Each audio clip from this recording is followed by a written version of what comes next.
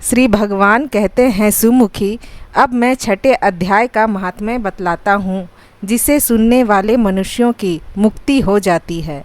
गोदावरी नदी के तट पर प्रतिष्ठानपुर नामक एक विशाल नगर है, जहाँ मैं पिपलेश के नाम से विख्यात होकर रहता हूँ। उस नगर में जानश्रुति नामक एक राजा रहते थे, जो भूमंडल की प्रजा को अत्यंत प्रिय थे। उनका प्रताप मार्तंड मंडल के प्रचंड तेज के समान जान पड़ता था। प्रतिदिन होने वाले उनके यज्ञ के धुएं से नंदनवन के कल्प वृक्ष इस प्रकार काले पड़ गए थे, मानो राजा की असाधारण दानशीलता देखकर वे लज्जित हो गए हों। उनके यज्ञ में सदा आसक्त होने के कारण देवता लोग कभी प्रतिष्ठानपुर को छोड़कर बाहर नहीं जाते थे। उनके दान के समय छोड़े हुए जल की धारा प्रताप रूपी तेज और यज्ञ के धूमों से पुष्ट होकर मेघ ठीक समय पर वर्षा करते थे। उस राजा के शासन काल में इर्तियों, जिसे खेती में होने वाले 6 प्रकार के उपद्रव कहा जाता है, के लिए कहीं थोड़ा भी स्थान नहीं मिलता था और अच्छी नीतियों का सर्वत्र प्रसार होता था। वे बावली, कुएं और पोखरे खुदवाने के बहाने मानो प्रतिदिन पृथ्वी के भीतर की निधियों का अवलोकन करते थे। एक समय राजा के दान, तप, यज्ञ और प्रजापालन से संतुष्ट होकर स्वर्ग के देवता उन्हें वर देने के लिए आए। वे कमलनाल के समान उज्ज्वल हंसों का रूप धारण कर अपनी पंखे हिलाते हुए आकाश मार्ग से चलने लगे। बड़ी उतावली के साथ उड़ते हुए वे सभी हंस परस्पर बातचीत भी करते जाते थे। उनमें से भद्राश्व आदि 2-3 हंस वेग से उड़कर आगे निकल गए। तब पीछे वाले हंसों ने आगे जाने वालों को संबोधित करके कहा, अरे भाई भद्राश्व, तुम लोग वेग से चलकर आगे क्यों हो गए? यह मार्ग बड़ा दुर्गम है, इसमें हम सबको साथ मिलकर चलना चाहिए। क्या तुम्हें दिखाई नहीं देता? यह सामने ही पुण्यमूर्ति महाराज जानश्रुति का तेज पुंज अत्यंत स्पष्ट रूप से प्रकाशमान हो रहा है। पीछे वाले हंसों के ये वचन सुनकर आगे वाले हंस हंस पड़े और उच्च स्वर से उनकी बातों की अवहेलना करते हुए बोले, अरे भाई, क्या इस राजा जानश्रुति का तेज ब्रह्मवादी महात्मा ऋग्वेद के तेज से भी अधिक तीव्र है? हंसों की यह बातें सुनकर राजा जानश्रुति अपने ऊंचे महल की छत से उतर गए और सुखपूर्वक आसन पर विराजमान हो अपने सारथी को बुलाकर बोले, जाओ महात्मा ऋग्वेद को यहाँ ले आओ। राजा का यह अमृत के समान वचन सुनकर महानामक सारथी प्रसन्नता प्रकट करता हुआ नगर से बाहर निकला। सबसे पहले उसने मुक्तिदायिनी काशीपुरी की यात्रा की, जहाँ जगत के स्वामी भगवान विश्वनाथ मनुष्यों को उपदेश दिया करते हैं। उसके बाद वह गया क्षेत्र में पहुंचा, जहां प्रफुल्ल नेत्रों वाले भगवान गदाधर संपूर्ण लोकों का उद्धार करने के लिए निवास करते हैं। तदंतर नाना तीर्थों में भ्रमण करता हुआ सारथी पापनाशनी मथुरापुरी में गया। यहाँ भगवान श्री कृष्ण आदि का स्थान है, जो परम महान एवं मोक्ष प्रदान करने वाला है। वेद और शास्त्रों में वह तीर्थ त्रिभुवनपति भगवान गोविंद के अवतार स्थान के नाम से प्रसिद्ध है। नाना देवता और ब्रह्मर्षि उसका सेवन करते हैं। मथुरा नगर कालिंदी के किनारे शोभा पाता है। उसकी आकृति अर्धचंद्र के समान प्रतीत होती है। वह सब तीर्थों के निवास से परिपूर्ण है।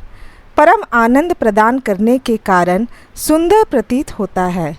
गोवर्धन पर्वत के होने से मथुरा मंडल की शोभा और भी बढ़ गई है। वह पवित्र वृक्षों और लताओं से आवृत है। उसमें 12 वन हैं। वह परम पुण्यमय तथा सबको विश्राम देने वाले श्रुतियों के सारभूत भगवान श्री कृष्ण की आधार भूमि है। तत्पश्चात मथुरा से पश्चिम और उत्तर दिशा की ओर बहुत दूर तक जाने पर सारथी को काश्मीर नामक नगर दिखाई दिया, जहाँ शंख के समान उज्ज्वल गगनचुंबी महलों की पंक्तियाँ भगवान शंकर के अट्टहास की भांति शोभा पाती है, जहाँ ब्राह्मणों के शास्त्रीय आलाप सुनकर मूक मनुष्य भी सुंदर वाणी और पदों का उच्चारण करते हुए देवता के समान हो जाते हैं, जहाँ निरंतर होने वाले यज्ञ धूम से व्याप्त होने के कारण आकाश मंडल मेघों से धुलते रहने पर भी अपनी कालिमा नहीं छोड़ता, जहाँ उपाध्याय के पास आकर छात्र जन्मकालीन अभ्यास से ही संपूर्ण कलाएं स्वतः पढ़ लेते हैं, तथा जहाँ मणिकेश्वर नाम से प्रसिद्ध भगवान चंद्रशेखर देहधारियों को वरदान देने के लिए नित्य निवास करते हैं।